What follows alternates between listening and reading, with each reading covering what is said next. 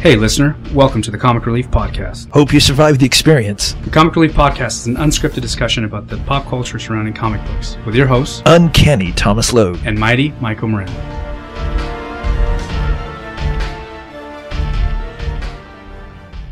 Caution, the following podcast contains many spoilers to everything in the world. Nice. Amy. What up, Amy? What up, Maico? All right, welcome back, ladies and gentlemen. It would be an understatement to say that it's been a while since the last time we podcasted, but we are back. Your host, Michael Moreno, and with me, as always, is Thomas Logue. What up, bro? What up? It has been quite a while since we've podcasted. What was the last podcast we did? The last one was Old Man Logan. So we've missed the opportunity to talk about Thor Ragnarok, Last Jedi, Wonder Woman. No, we talked about Wonder Woman. Yeah. Did we talk about Batman? We never talked about Batman versus Superman. No, we never did. I don't think. No, I think we did, didn't we? No. What am I thinking? I'm thinking Justice League. Justice League is what you're thinking. Yeah. Have you seen Justice League, by the way? I've still not seen it. Amy's sitting next to me and she wants to ask you a very important question. We've missed the opportunity, she said, to talk about Pitch Perfect. Oh my God, I haven't seen Pitch Perfect 3 yet. Amy, would you like to chime in about Pitch Perfect 3? She said, ugh. Really? Yeah. Oh, don't say that. We are riding the Pitch Perfect bandwagon right now. You're going to want to stop it too, trust me. Really? Yeah, like I watched first Pitch Perfect and I was like, all right, that was a fun movie. And I watched the second, I was like, okay, they kind of did the typical sequel thing where they go a little over the top. Then we watched the third one and then they just turned it up to like 12. Yeah, it was all Fat Amy and it was all like improving without editing. They just basically let her do whatever she wanted and just say the like crazy. Yeah. I'll still check it out. I still want to see it. We all still want to see it. But dude, when they do the finale, right? When they do the finale and then all the Bellas show up, like all the history, like I choke up, man. Michael chokes up and all the Bellas show up at the end. Amy says it's not like that this time. Oh, bummer. So anyway, back to what our podcast is actually about. I will keep all that in. Oh, I'm going to. Yeah. Just say it's been a while since we podcasted. A lot has happened. But today we're just going to focus on the Black Panther. Before we jump into the Black Panther, Tom, I'm just going to list off a few movies here. Ready? Go for it. Captain America, Civil War, Doctor Strange, Yes. Guardians of the Galaxy 2, Yep. Thor Ragnarok, Yep. Black Panther. Phase 3 so far. Yes, it is. How amazing is this stretch of movies? It's amazing because they've made it like flow all together. It seems very seamless. It's like reading a ongoing story. Absolutely. But the quality of these movies, man, in this phase, there isn't a stinker in that bunch, man. They are all good. Before we jump into Black Panther, and I apologize, but this just sort of has really been on my mind lately, and it's fascinating. Out of those movies, which would you consider to be your favorite? Ooh. Dude, I just listed off a bunch of features. Yeah. I don't know if I could pick one from there. Picking one is, you almost feel guilty for the other ones, right? Like you want to pick them all. In some ways, some of them, though it's all like the Marvel Universe, some of them are a little different than the others, right? Like if I had to, like, you know, my life depended on it, I had to pick one, I would probably go with Thor Ragnarok. And the only reason is I like Thor as a character, and also the movie was very lighthearted, very, very funny, and done very well. Not like over the top funny, but it was done very well. But then if you look at Black Panther, that's like way more of a serious movie, had way more serious undertones. I would even say it's more of probably the, how would I phrase it, the most adult Marvel Universe movie. You know what I mean? Because it handles like actual serious issues. It's not like, oh, let's go fight the bad guys, kapow. So it's the more adult of all the Marvel movies. So like comparing Thor Ragnarok to Black Panther is almost unfair. They're in the same universe. The story is practically identical, but the tones are completely opposite. You know what I like about the Black Panther, though, that I really appreciated was that the movie dealt with a lot of like, you know, social and political issues, but they were subtle about it. They weren't in your face with it. The movie was absolutely beautifully paced in how they did everything. Even Black Panther's origin, like even though this was his solo movie, it wasn't a whole movie about his origin. You just kind of get a quick like, this is how the first Black Panther came to be. It passed down the line thanks to this, you know, meteorite and the goddess Baal. Mm-hmm. Is that how the panther was pronounced? I don't know. Yeah, Bast, B-A-S-T. And then, it just passes on really quick. And boom, we got how Black Panther came to be. Dude, you know what I just realized? That of all the movies, again, that I just listed in Phase 3, they're basically all team movies, right? In Civil War, Captain America shares a ton of screen time With everyone. And it works amazingly. Doctor Strange was definitely a solo movie. There were some great co-stars and everything, but I wouldn't call Doctor Strange a team movie necessarily, right? Yeah, because Thor was in it for a while, but that's not a lot. Yeah, no. Guardians 2, I mean, obviously that's just a team movie. That is a team, yeah. It is a team movie, literally. Thor Ragnarok, all the other supporting characters that just like shined, even though, Thor was great. They weren't competing for any screen time or anything like that. No. I mean, it all worked very well. Black Panther as well, man. I think one of my favorite things about the movie, I'm going to say that a lot, by the way. I'm going to say one of my favorite things a lot because I really enjoyed this movie. But is that all the supporting cast was awesome. They all had their great scenes, man. I agree. I think that's part of what made Black Panther so incredible is that, it's a movie about Black Panther, but it also took the time and the chance to develop all the other characters that were around him. His sister, his mom, how do you pronounce his name? The dude who would have been Man-Ape normally. Baku, yeah. It's M'Baku. M'Baku, yeah. Yeah. So I mean, and then there was the other guy that was the husband of the Guardian chick, where he's like, "Would you kill me?" And she's like, "For Wakanda." I can't remember his name though. The rhino herder. Yeah, the rhino herder. Yeah, Wakabi. He was really good. He was good. Yeah, so I like that. He seems like a legit character, and then he does that slight betrayal. The dude who played Killmonger, amazing. Dude. Michael B. Jordan? Yes. Eric Killmonger is probably, man, one of my favorites. I caught myself. He's probably one of my favorite villains in the MCU, if not my favorite villain in the MCU. He is awesome. I think the part that I like the most is his story. So his story is believable. I mean, I know, Marvel has sort of this thing where, I don't know if they advertise, but people make shirts that say, like Cyclops was right.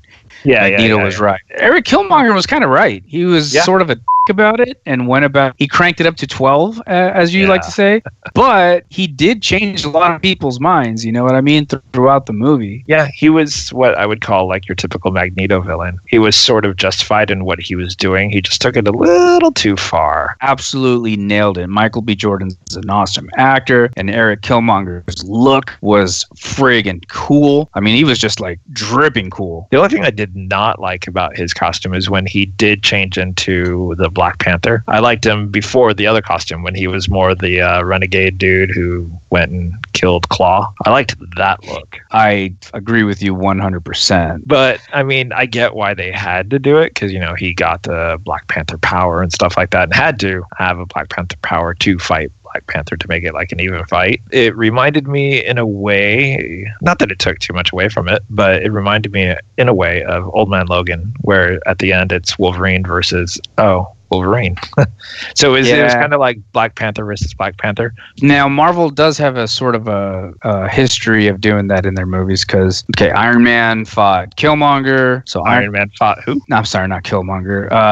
Oh my God. Ironmonger. Ant-Man fights the Yellow Jacket. Yellow Jacket. What else was there? Captain America fought Winter Soldier. Yeah, that's right. He basically fought the Russian super soldier. Black Panther versus Black Panther. Hulk versus Abomination 5. That's not a rare thing for Marvel movies to do. And like I said, it didn't take much away from it. It's just like, it was like, his Black Panther costume is exactly like the other Black Panther costume. It just got gold in it. Do you think if Baku went to the spirit planes and back, he would have the power of an ape or a gorilla? Yeah. Oh, okay. So Killmonger was awesome. You know who else was friggin' awesome? His sister was awesome. The main Guardian chick was awesome. How about Ulysses Claw? Oh, yeah. Well, I was going to save that because I I was going to complain.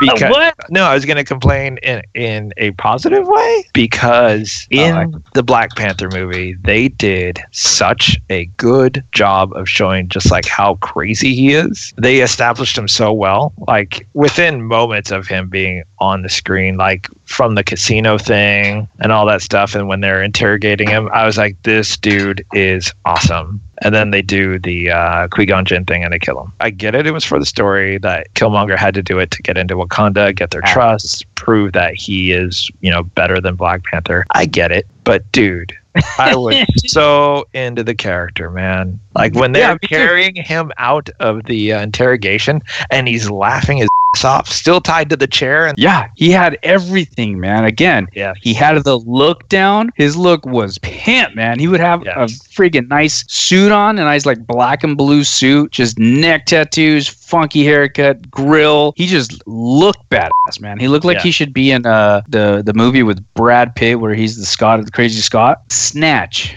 I feel like Ulysses Claw, he's that type of character. Really well done, really crazy, and you really feel like this dude's a sociopath. This dude's a total friggin' sociopath. And he's funny about it. And know what? Go ahead. No, go ahead.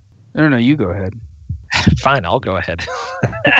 What I was hoping for is like that one of the stingers. I mean, I've already mentioned this to you, but I'll say it again. I wish one of the stingers was like them chucking his body down into the thing. And like as one of those trains go by, you kind of see like his flesh peeling away. Just to, set up like maybe they would have done like the sound version of Claw where he's basically composed out of all. Yeah. Maybe if they never did, but kind of like just did that little setup where you kind of see it. You see the tram go by and you see his skin rip and it's all red underneath. Even if they did nothing with it, just. No, but I think that it serves the movie better that he does stay dead. Yeah, because that just goes to show you how good of a character he was.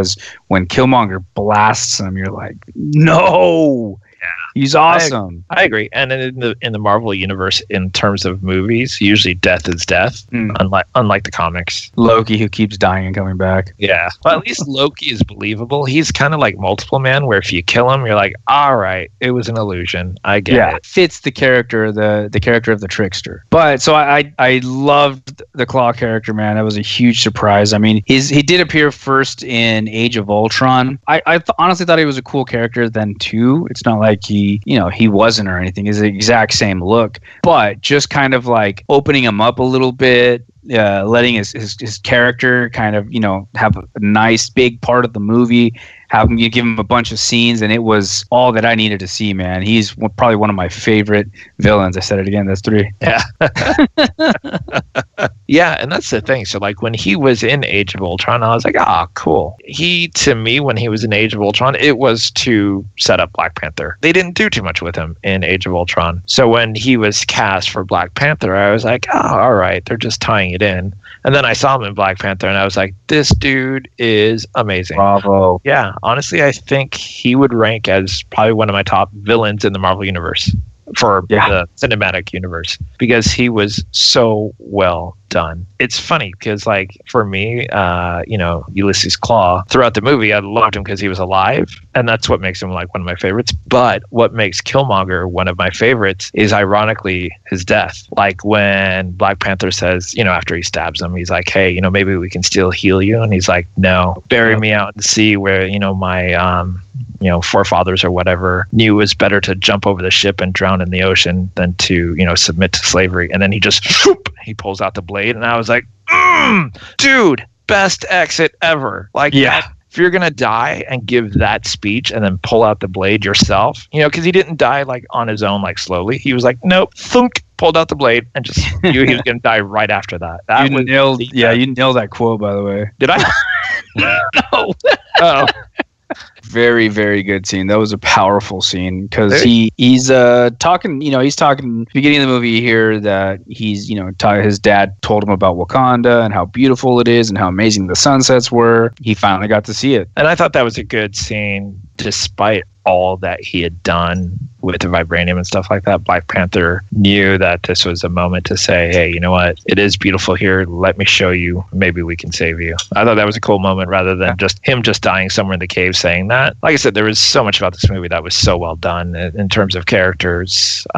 There was no one that was bad in this movie. No one. The most minor characters were all astounding. Yeah, you're absolutely right. Even like the supporting cast, right? Like the dude that wears the green suit and has like the lip plate, like all the different tribe representatives. They look cool as hell. And what's cool is I read an article where it goes over a lot of those costumes, and they're all legitimate African representations. Like, the article goes over like, this costume is from this area. The thing with the plate in the lip comes from this African tribe here. And it goes over all of the costumes and where the influence comes from for the movie. So it's not like they just made up some random costumes. They actually did their homework and were like, let us get like some actual close representation as to what an African country would look like, and did their research. Yeah, Ryan Coogler, the director, did a really, really good job. When I saw Black Panther, the trailer for it, I was like, okay, cool. I mean, I joked that apparently his main power is to it's destroying cars. Destroying cars. Yeah. and I was excited to see Black Panther because it's a Marvel movie, but I was like, oh, how is the whole Wakanda thing going to work out? It's all technology, blah, blah, blah. Dude, they did that beautifully. They did the whole thing beautifully. Like, hey, it's hidden in this force field. That's why the rest of the world doesn't know about it, because we had to hide it, because if vibranium falls in the wrong hands, it's dangerous. And I was like, all right, dude, you did it. Like, the one thing I was worried about, like, why doesn't everyone go after vibranium? Like, how does not the whole world know about vibranium? They covered it. Literally covered it. Another thing that the MCU has managed to do really well is goofy comic stuff translated into the movie well. But the Black Panther is probably one of those characters that if you wanted to do it justice, you would have to go in a very goofy direction, right? It's one of those characters that you think like, yeah, you wouldn't be able to do that in the movies. They did it all, and it was great. Like most of the stuff, the flowers, the flower pods, like the force field, all that stuff, like all that stuff's from the comics, If you would see it separately, you might think it was over the top, but seeing it build through the movie was amazing. For example, like when they do the thing with the cars, where the virtual version of the car is in Wakanda, and then like his sister's driving it. Dude, that was amazing. Like, I was like, that is pretty cool. Like, that's a cool concept. She throws that little thing on top of the hood, allows the thing in Wakanda to actually take control of the car. And then they even did like touches of comedy very, very well. Like when Ulysses Claw blows up the car, and you remember the one girl with the spear standing there, and then the other girl slowly rolls up, still in the seat, holding the steering wheel. Dude, like small touch like that. And it was so great. I love the pacing, man. Like when he finally catches up to Ulysses Claw in the car, and he's like, letting you breathe has been too long. Chink, and he pops his claws, and he's about to kill him, and they're like, da, da, da, da. The world is watching, and it shows all those people with cell phones. Yeah. And that was right after that little comedic scene with the car seat, and yet it didn't feel like it was jumping. Like the pacing was perfect. Ulysses Claw saw that first. Yeah. So he was like, mercy, mercy, my king, mercy. Yeah, like really playing it up. Playing it up, dude. That's so much good about him, man. Yeah, that was perfect. One of my favorite things about the movie is that the story, even though it's set, like phase 3 MCU, I was wondering how they were going to tie, like, what were the cameos going to be? What were the nods to the other movies? And surprisingly, they weren't many, and it works really well as a standalone movie. Yes, it's an amazing standalone movie. All the stuff that we've talked about how this was this difficult movie to translate from page to screen. On top of that, all the other MCU stuff, right? Like it could be, I could see how it could be overwhelming, or someone would be turned off to a movie like this. But the story is so good that even if someone doesn't like comic books or doesn't follow the MCU, can watch this movie and just be sucked in by it. And a lot of it is, like I said, like every character in this movie was flat out amazing, from Chadwick to Michael B. Jordan to even like the less trivial characters like Forrest Whitaker. I mean, he big actor, but he didn't play a big character really. But I mean, he played an important character. He played an important character, and it had a good twist. Yeah, there was a consequence. Yeah, there. yeah. But that's what I mean. Like when he gets stabbed, you're like, oh, dude. But he's not a big character. You know, it's not like he was in 90% of the movie when that happens. He's kind of like, I just show up in the beginning a little bit, and then I'm here for the, you know, does anyone want to challenge him? I like that his character did have a big role in the story without having a lot of screen time. It was like, oh, cool. And it was meaningful, and the twist that it was him when he was younger, it was like, oh, that's pretty cool. I did love that part where he says, you know, you thought you were the only spy, and then he turns and he's like, hey, yeah, he's been giving up the vibranium.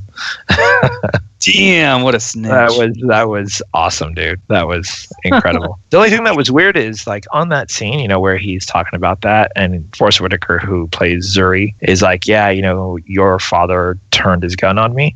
To me, like, even when I watched the second time, it doesn't look like he's turning his gun on Zuri. It looks like he's turning his gun on Black Panther. I don't know if it's happening too fast, that even in the second one, to me, it doesn't look like he's, like, his hand's not even near Zuri. It looks like he's literally just pulling his gun out forward. No, I remember that. I remember he has his gun pointed at the Black Panther, but then he does turn to shoot, Zuri. Okay. Because I swear, like, the second time I watched it, you know, after I saw it the first time, I was like, oh, snap, really? And then I watched it the second time. I was like, oh, man, now you're making me doubt myself.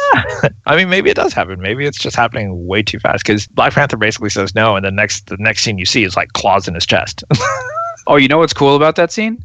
So the T'Chaka is, you know, Black Panther's dad, or T'Challa's dad. In that scene where he's the young T'Chaka, that's actually the older actor's son playing young T'Chaka. Oh, really? So it's what's his name? It's John Kenny's son. Yes, John Kane. I don't know how Kani.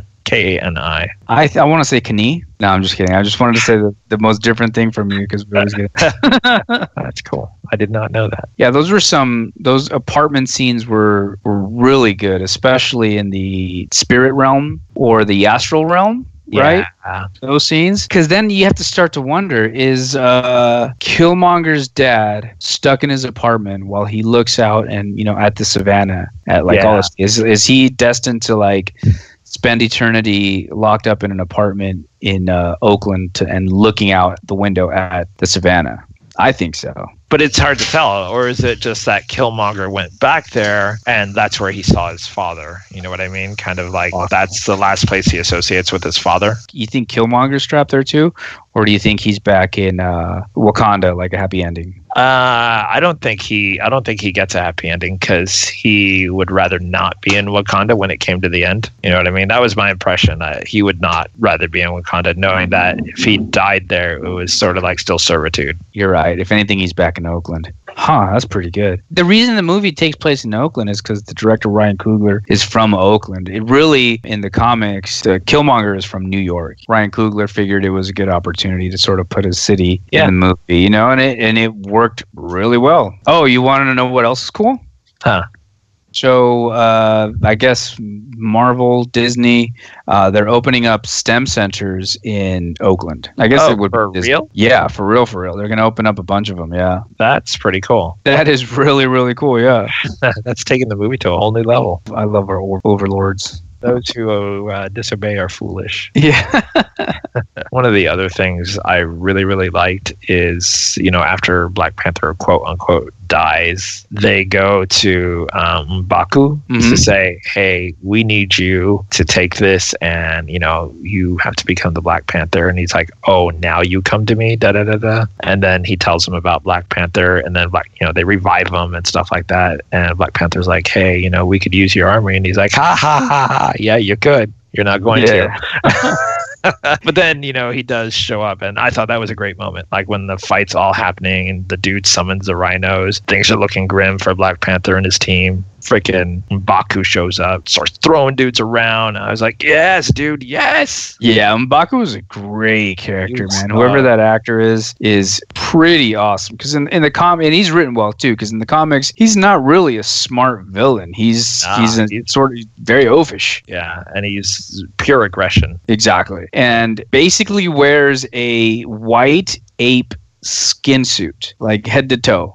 So it's something. It's like, again, another one of those things where it wouldn't really translate. It would not translate well at all into film. But Marvel managed to figure out a way to do it and make it awesome. Yes, I agree. And he's played by an actor by the name of Winston Duke. Just imagine this. He was like in an episode of Law and Order. He was in like 12 episodes of Persons of Interest. He was in a show called The Messengers, like 3 episodes. And then he was in an episode of Major Crimes. He was in 3 episodes of Modern Family. And then he jumps to Black Panther and then apparently Avengers Infinity War. Yeah, if you go back and look at some of the like the posters and the stills of Infinity War, you see M'Baku like charging right there with the Hulk and Captain America. I just thought that was so awesome that he went from, just regular normal TV shows. It's not like he was already in movies. And then he jumps into one of the biggest, if not the biggest, movie of the year.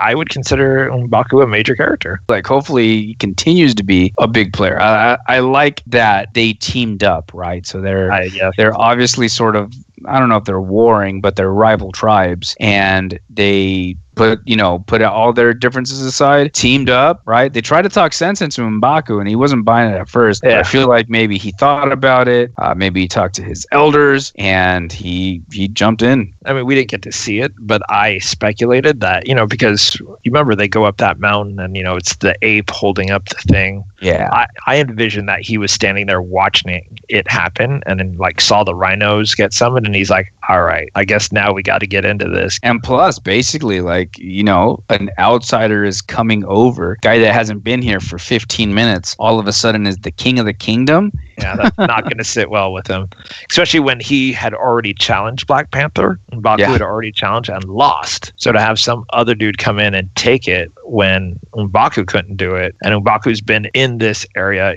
since birth. Yeah. How do you feel about the rhinos? I liked the rhinos. Me too. A lot of people online didn't like him. They thought it sort of jumped the shark a little bit or went a little too far. But the second viewing, I noticed a lot more, right? And early on in the movie, I mean, they are at the farm on the border that sort of protects, they're like the first line of defense. Yeah. And one, you have to realize that that's a hidden base, right? It's a first line of defense before you go into Wakanda. So they're going to have some sort of weapons, and they have to look inconspicuous too. So it's like, all right, well, they got rhinos. You see the rhinos early in the movie. Like, I didn't catch that the first time. When they're talking at the beginning of the movie about bringing in Killmonger, and of course Black Panther makes the promise that he's going to bring him back. Yeah, you see the rhinos in the background. I was like, oh, I totally missed that the first time, because at first I sort of I understood the, not the hate, but like how people didn't like that scene because it felt kind of goofy that these like armored rhinos just showed up out of nowhere. But then I saw that they weren't out of nowhere.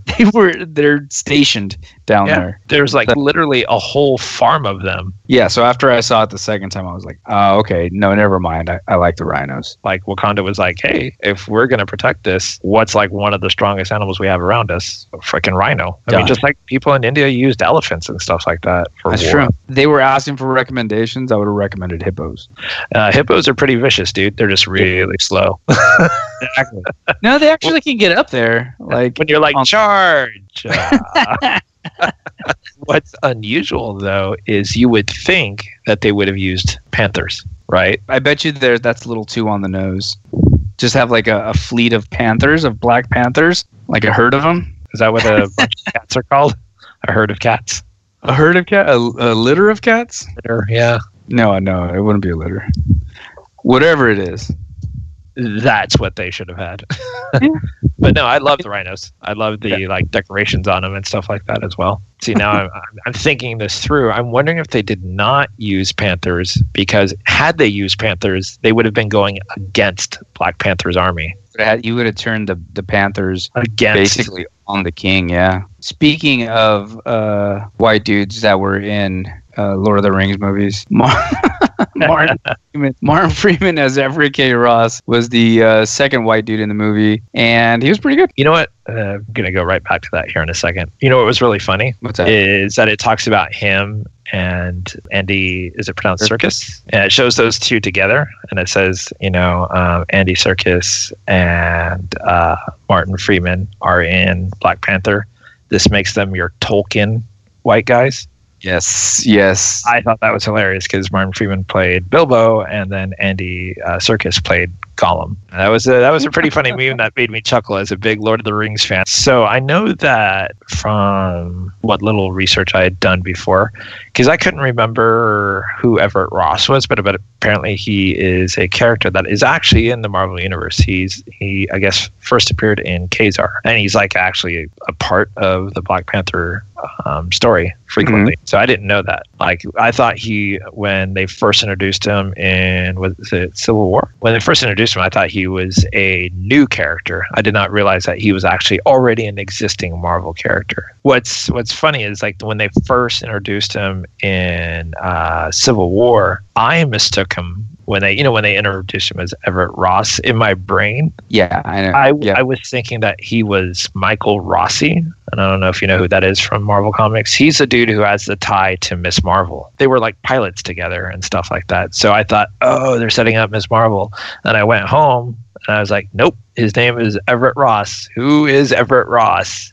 Oh, it's a Black Panther dude. All right, so they're not setting up Miss Marvel. I totally mistook him as Michael Rossi is who I was thinking of. Yeah, he was a good character too, man. Like, I wasn't expecting much from him. Like, when he kind of first showed up, casino scene was pretty cool and everything. But after that, like, he was injured. He had his back jacked up. I was like, oh, what's this guy gonna do? But he played a pretty good role in the movie. There was like no wasted character in this freaking movie. No, and I loved his role in the movie at the casino scene where he goes up to Ulysses Claw and was like, "Hey, what's the deal with your whole, what did he call him, like entourage? Like, do you guys have like a CD or something coming out?" Yeah. And he's like, "Yeah, I got a CD. You want to hear it? Do you have the CD?" And he's like, "No, listen, I don't want to hear your CD."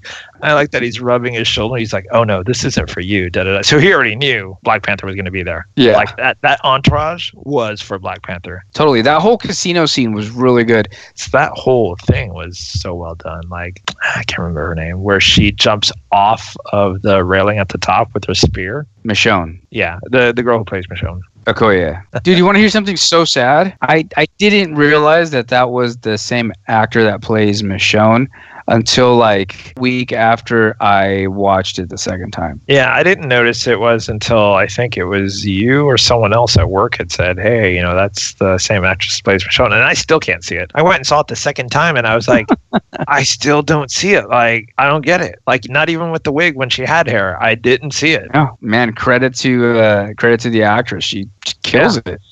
She was a different character for sure, and she is a total bad.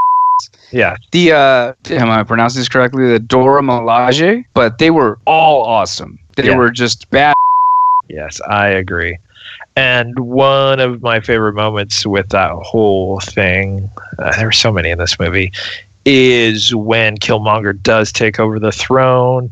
And they're like, "We have to get out of here, da da da da." And she's like, "No, I can't." And she's like, "You can't support like this guy who's an outsider taking the throne." She's like, "I support the throne no matter who sits on it." I was like, dude, great scene. Loyal. Like, you believe it. You really believe that she's got to protect Killmonger, even though she does kind of.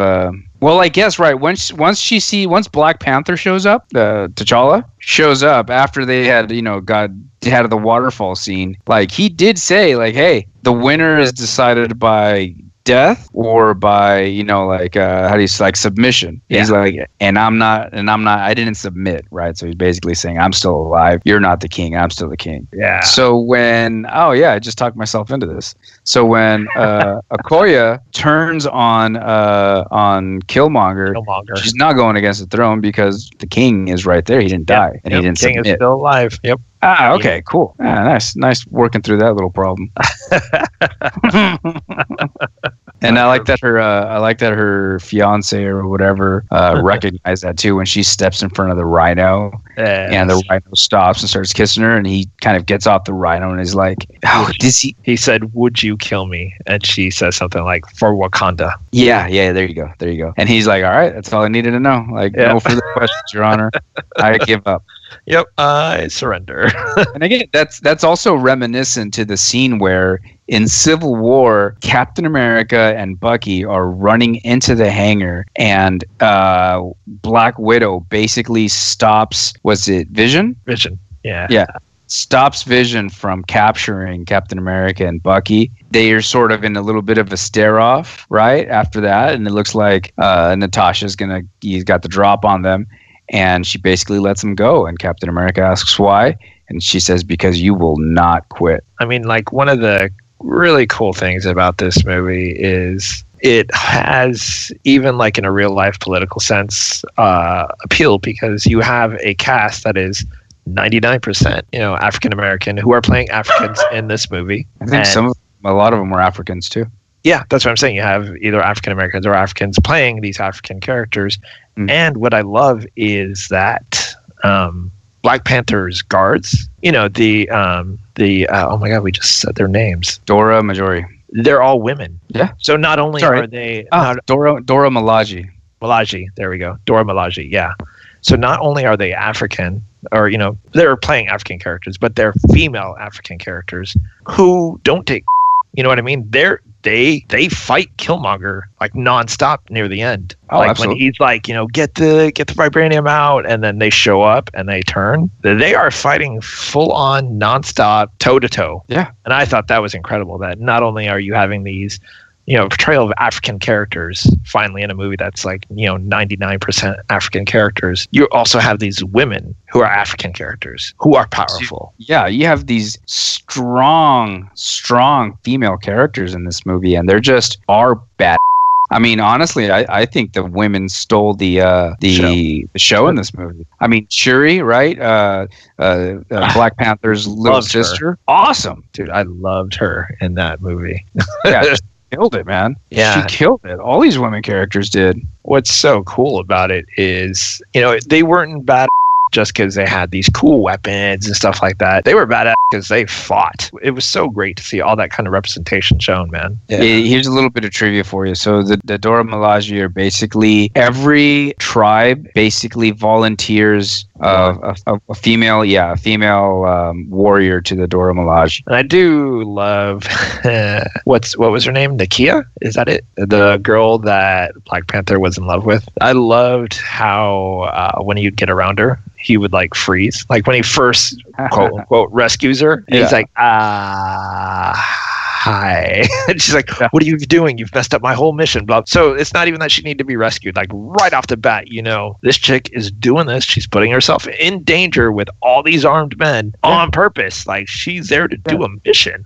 And then she gets mad at the king. Well, to be fair, mad at the prince at the time because he wasn't king yet. Yeah, but it was good. I really enjoyed this movie. I mean, I'm hard pressed to find anything that I didn't like about. Is there anything you didn't like about this movie? If I had to score this movie out of 10, I'd give it 11. It met my expectations of everything I wanted, and then surpassed it by far. Completely. It really did. Almost every other Marvel movie, I could probably easily find something to nitpick and say, this is what I didn't like. Oh, yeah. But Black Panther, nah. There's nothing I can say I did not like. Like even the stinger at the end where Black Panther is in front of the Senate and he gives that little speech where he says, during times of crisis, the wise build bridges, the foolish build walls, or something like that. Yeah. The second singer was pretty good too. Yeah. Well, yeah.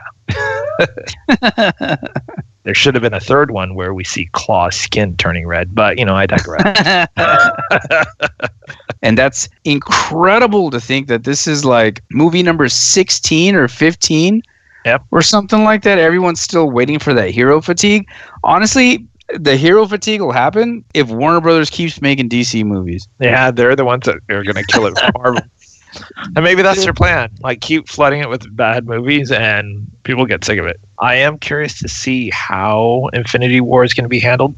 Because Civil War, they handled beautifully, right? That was tons of characters, but handled so perfectly. But Infinity War, I mean, we're throwing in Guardians of the Galaxy. We're throwing in Thor. We're throwing in, like, everyone else who was not in Civil War. So is going to be bigger. I guess this is one of the things where I think, so Avengers suffers from this, I think, in both the first and second one, more so the second one, where you have a multitude of characters and no one is getting any spotlight. But if you look at Thor Ragnarok, if you look at Black Panther, if you look at Ant-Man, all the one hit, even Winter Soldier, if you look at those movies, the things we talk about are the characters. Like, the Rock dude was so awesome.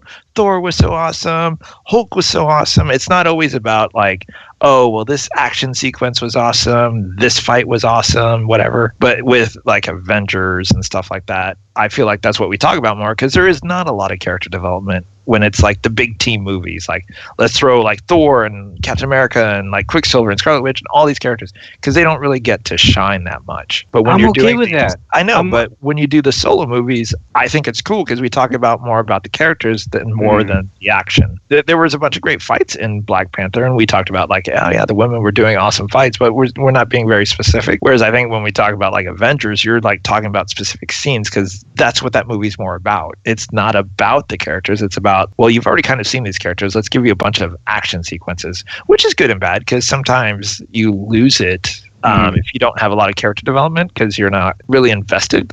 Like Ultron. They did a horrible job with Ultron. He talked too much. He started off good with like, puppets and strings and the whole that thing. But by the time we got to the end of Avengers, he was goofy. Ultron, He wasn't a serious threat. He was kind of goofy. Yeah, and I was like, oh, well, that's a bummer. So we didn't get to feel for that villain. You know what I mean? Whereas Killmonger, we got to feel for him. Ulysses Claw in Black Panther, we got to feel for him. When you do the one-offs, you get to feel the heroes you already know, but you don't know that much about the villains because they don't have time to show those villains or develop those villains. Whereas in Black Panther, we got to see, like Killmonger be developed. We got to see Ulysses freaking shine way more than what he did in the Avengers movie. Yeah. So I think that's kind of the trade-off is like you get a bunch of good action sequences, but then the villains you're kind of like, whatever. Cool. Yeah. It was Ultron, but cool, I guess, like the dude is made out of vibranium instead of adamantium, but the movie becomes sort of, it goes up a few notches when the villain is done right. As someone who reads comics, I get it. I know who Ronan is. Yeah. But think of yourself going into the movie, you're going to enjoy and you're going to laugh and you're going to think Groot is cute and that Rocket's cute. Yeah. But when it comes to the villain, you're not going to know too much about him if you're not familiar with the comics because they didn't do too much with Ronan. Like he just served Thanos. Yeah. So he was serving Thanos and basically got tired of serving him, was like, I'm going to do my own thing and get this damn Infinity Stone on my own. So you don't really know that much about him. So because you don't get a lot of backstory on him because they had to focus more on the Guardians of the Galaxy because that's the bigger team. I think Ego was a better villain. Oh. You didn't like Ego? No. I love the scene where they show the planet, but there were too many things that I did not like with Ego as a villain. I thought it was a good idea. I didn't like the execution so much all the way through. Dude, the Guardians fought a planet. Yeah, no, I get that. That's cool. Like I said, I like the concept. I just didn't like so much the execution. It's just like you can say Avengers 2. They fought Ultron. Cool, but the execution in the end didn't feel right. Like I would not compare those two at all. No, but I'm saying in terms of cool villains, you're saying the Guardians fought a planet. Cool. Yeah. The Avengers fought Ultron. Cool. You know what I mean? The initial ideas of those sound really cool, but then the execution, I think, was weak on both. I know. I would disagree with you because Ultron, although he is a villain, he's like a villain that you could understand they are fighting a robot or AI or whatever. The robot went sentient. Like Spider-Man Homecoming, there's another one. And it's because we got backstory on him and his daughter. Like that whole connection all there. Oh so that's sometimes why I like the solo movies sometimes a little more because you're given a chance to understand and get the point of view of the villain. Yeah. One of the things too that you mentioned earlier is how well like the characters and story are. Like for a movie like Black Panther or any of these other movies, MCU movies, we always talk about the characters and the story more than the action. And that's one thing that I think the WB made a mistake in when bringing on Zack Snyder because in all of his movies, his DC movies, I mean, besides that, maybe like, the movie sucked or you didn't like the movie, but you can always pick out like a good scene. You take all these clips out of all these action scenes, and that's the only good thing about the movie, or that was your favorite part of the movie. That is literally the opposite of what we talk about when we talk about the MCU. movies. Yeah, agreed. Like, it's not just a few flashy action scenes or fighting scenes in the movie. It's like, no, it's character development, story, it's editing, it's pacing, it's all these things. And that's all the stuff that WB and DC get wrong. That's, I think, why Wonder Woman was the success that she was. It not only because it was a female lead, but that story had like a lot of great moments in it. They developed her from this kid all the way up to like when she's awkwardly trying to figure out how people work in the world. Like, why can't I carry my sword when I'm wearing this dress type of stuff? It does tank at the end when, as you said, when she fights the main bad guy and he turns like Super Saiyan or whatever that's called. The Dragon Ball Z thing. Yeah. But up right up until the end, they had done that movie very, very, very well. But isn't that a shame, though, that the Justice League, the movie that should be number one on, most money, biggest box office hit, I mean, you would think Justice League would be up there, and they don't even scratch the surface, or they don't even get close to being anywhere. It's a flop. The Justice League is a friggin' flop. Which should never, ever be, considering they own most of the most iconic comic book characters. It's crazy. Black Panther's in the top 10 of the movie biggest box office in history. Not to take away anything from the Black Panther, but it's like we're talking about the Justice League versus the Black Panther. Like, no way, dude. Yep. And I mean, Black Panther, he's been in, his own title. He started in it's probably like an offensive book like Jungle Action or something like that. He was in the Avengers for a brief while back in the late 70s, early 80s. He appeared in the Defenders a few times, but he's never been like this upfront, in your face type of character until the last couple of years in comics. He was literally pretty much like Moon Knight. Like, people think he's a cool character. He shows up every once in a while. Every once in a while they put him in a book. Cool. But he's never been a top tier character ever. And here he is by himself dominating over a movie like Justice League, which is full of DC's most iconic characters. Yeah, like there's no comparison. Okay, so without getting too much into the Infinity War and without getting too crazy here, we're recording this in early March. The Infinity War movie was bumped up till the last week of April instead of the first week of May. So let me ask you this, man: what are you hoping to see in Infinity War? What I hope to see is what I saw in Civil War. I want to see a balance of all the characters being used. Hoping that no one gets overshadowed, because Civil War to me provided that perfect balance of characters and action and dialogue. We got funny moments, good one-liners, everything like that. And I'm hoping we see that balance. Like I said earlier, even though it's a much bigger cast, hoping we can see some kind of balance with Infinity War. And I just want to see, I want to see what I've seen in Marvel movies so far. A perfectly paced, great execution movie. Something that it's going to be hard, right? We're wrapping up, what did you say, like 16 years of movies into one final moment? 16 movies and 10 years. 10 years. I want to see some meaning in this movie. And I know that sounds sort of abstract, but so far, these movies have been very meaningful. So anytime something happens in a movie, that has a domino effect to what happens in the other movies, for the most part, right? This is a legitimate, global, catastrophic level threat. What happens after this? I want to see this movie be meaningful and, change the face of the MCU, which it's going to be tough that I guarantee you we're going to lose, if not one, multiple people. We barely touched on the second stinger for Black Panther, to loop it back around and then still talk about what we're talking about. The second stinger being that we see White Wolf, which you educated me on, he was referred to that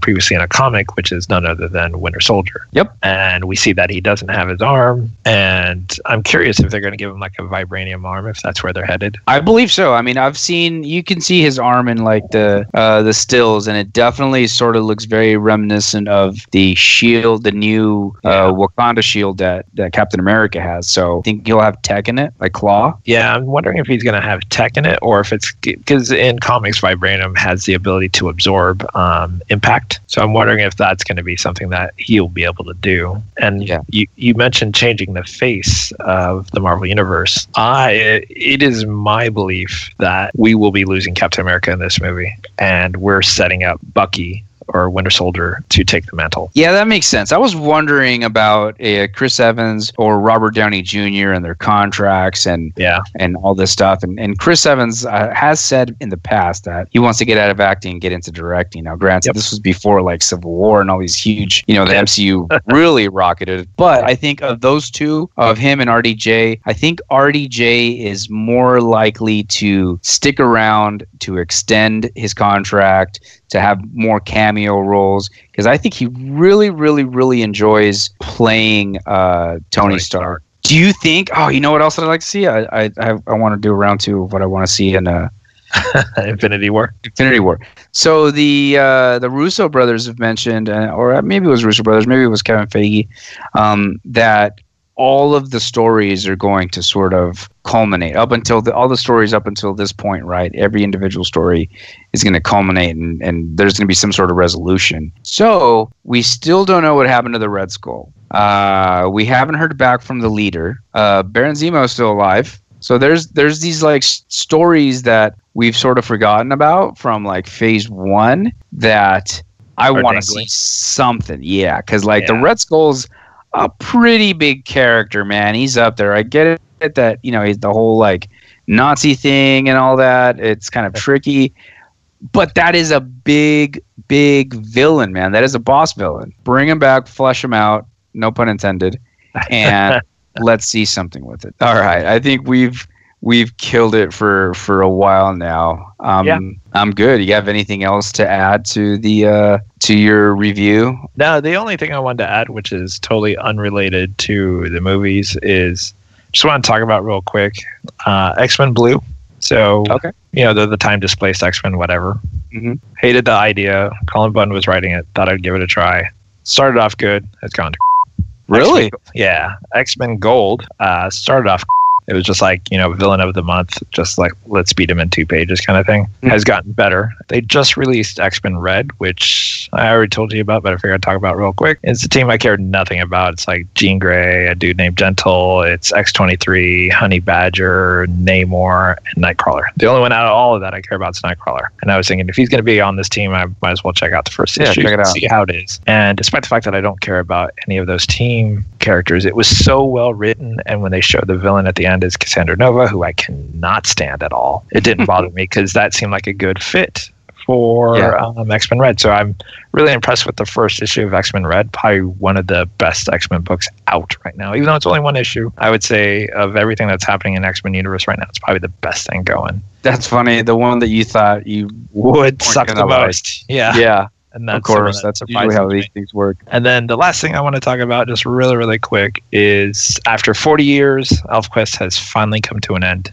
They wrote the final issue of ElfQuest, and they did something I thought they would never do. They actually killed the main character Cutter.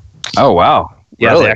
they actually kill him. And the thing that's really weird, so ElfQuest has been published off and on for over like 40 years now. So like if you happen to pick up, the latest run was called ElfQuest: The Final Quest. If you had picked up that run before starting there and had never read anything from ElfQuest, it's going to be confusing because it references a bunch of stories that have happened over the last 40 years. Like it literally just keeps tying back to stuff. But at the end, Cutter, the main character, who's the main everything for the whole story, he essentially dies by a spider bite. Now you would think that's so freaking stupid if you're reading this comic and you have no context as to what that's about. Yeah. But if you read like some of the origin issues in between like the 1980s and now, essentially there's a spider called the Death Maker or whatever it's called. It's like a Black Widow but super poisonous. Mm-hmm. When Cutter was born, there was a spider that almost jumps on him and his best friend Skywise slaps it away. So irony is that he would die exactly how he almost died when he was born. Oh, that's pretty cool. By the spider bite. Damn, that's a deep cut.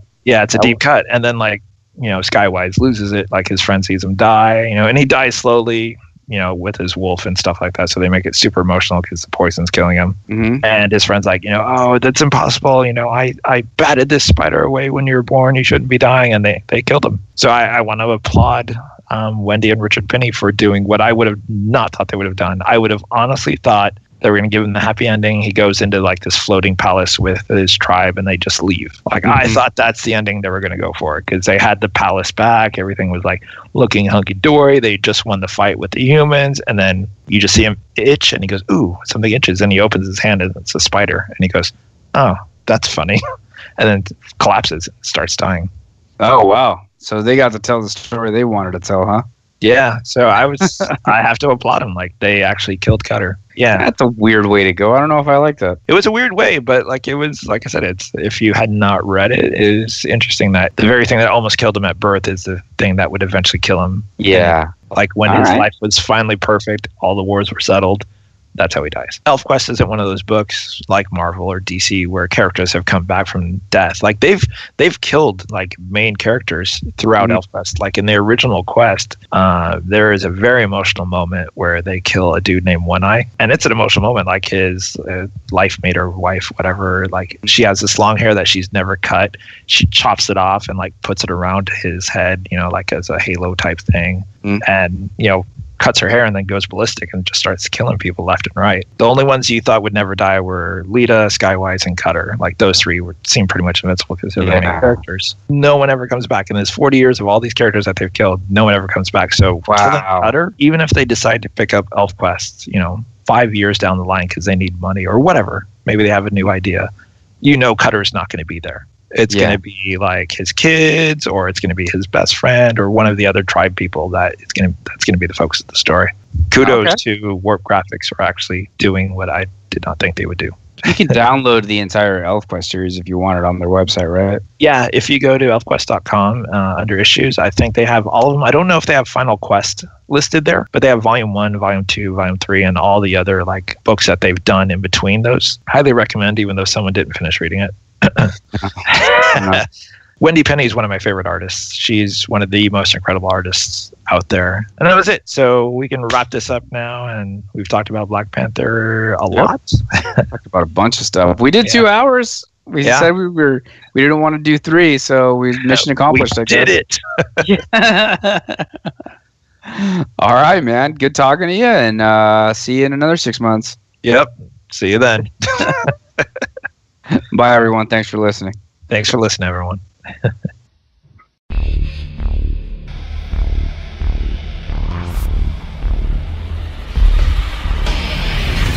Thank you for listening to the Comic Relief Podcast. We'll hope you join us next time as we continue to discuss all things comic book related. And until then, make mine Marvel and DC and independent.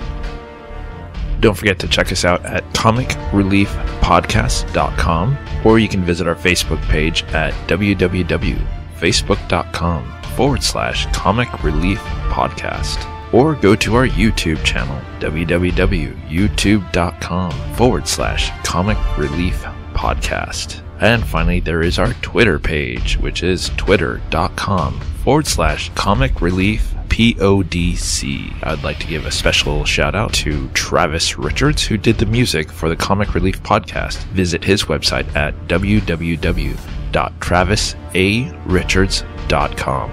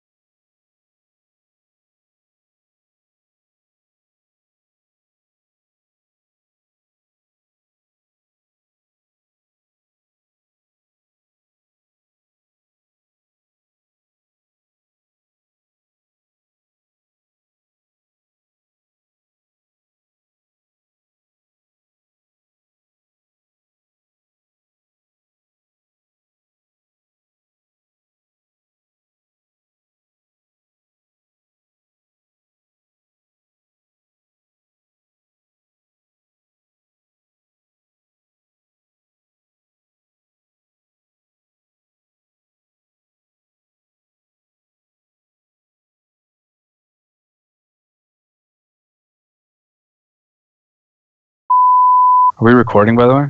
Yeah. So it turns out it wasn't my Skype password that was giving me problems. Force endpoint was stopping all traffic. So it when I was trying to enter my password into Skype, it just wasn't going anywhere. Oh, that's funny. But it looks like it's all caught up. I tried to log in. It would just say can't connect. And I was like, son of a. So I Googled it, found out, I need the new version. Oh, okay. Apparently it'd been a while since we've done a podcast. Oh, man. Do you have any notes or anything? I have no notes. I'm just going to wing it. I have IMDb up, so hopefully I don't mess up anyone's name. Oh, you will. Odin has to poop. That's what he has to do. Did you leave the back door open? You know what I'm talking about. It took me a second. All right. I have it set for 3 hours, even though we're not going to talk 3 hours. I just have it set for that amount of time. We always say that, and we're like, I can't believe that was 3 hours. I know. The movie with Brad Pitt where he's the crazy Scot. You talking Fight Club? No, he was in Scotsman in that.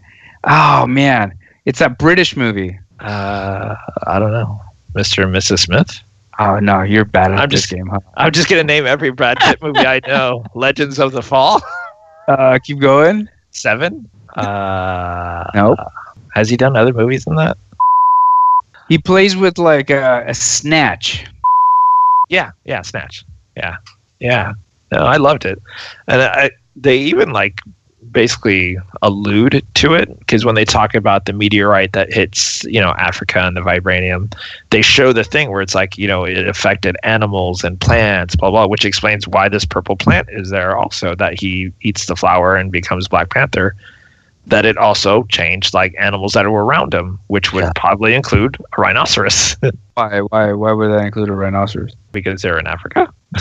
They don't have rhinos in Africa? They do, don't they? I don't know. I've never been. Amy, do they have rhinos in Africa? Yes. War Machine takeover. Yeah. Oh no, he died. He hasn't died. Yeah, he died from the fall. No, he injured his back. Oh, I thought he died. What? No, he was. Remember, they were recovering. Tony Stark was trying to help him go through like his physical therapy at the end, and then Stan Lee shows up. Oh like, yeah. Tony Stank. Yeah, that's right. Yeah, and Don Cheadle was like, "No, you got him. He's Tony Stank." Yeah. So if someone's gonna be like, "Oh well, I've already watched Black Panther, so that's good," but before I finish this final issue of ElfQuest, I'm going to listen to this podcast. Oh, that is true. It'd be funny. Then I would end up doing what Amy did to me with the Deathgate cycle, where it's like the series of 7 books that took me like 10 years to read. Oh, yeah. And we're sitting around playing Magic the Gathering, and I'm like, I'd play Haplo, and he's like, well, I don't want to be his wife because she dies in the book. And I was like, what? I remember I had like 100 pages to go, and she dies in like the last 10. And I was like, that's unbelievable. I still don't let her live it down. Totally anger, it's All right, man. I will let you know. I don't know what the kids are doing right now, but it's probably not good. right. Have a good night. Sort of a good night, man. All right, bye. Peace.